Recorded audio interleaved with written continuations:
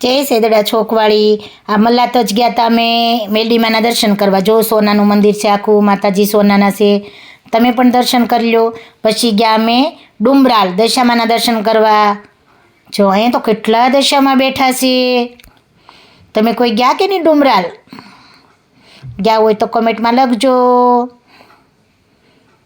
પછી અમે ગયા અનગઢમાં મેલડીના દર્શન કરવા. જોઈ લો.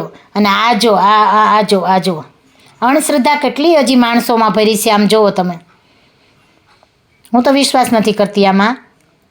કેવી રીતના બોકડાને કરે છે જુઓ તમે. આ વ્યાજબી છે કંઈ? માં થોડી બોકડા લે, માં થોડી ખાય છે એવું. અને પછી અમે ઓળખામાં બેસીને માના દર્શન કરવા આવી ગયા. જાતા નહોતા, ઓળખા બંધ હતા, પણ માની કૃપાથી અમને એક ઓળખું મળી ગયું અને માના દર્શન થઈ ગયા અમને. તમે પણ દર્શન કરી લો.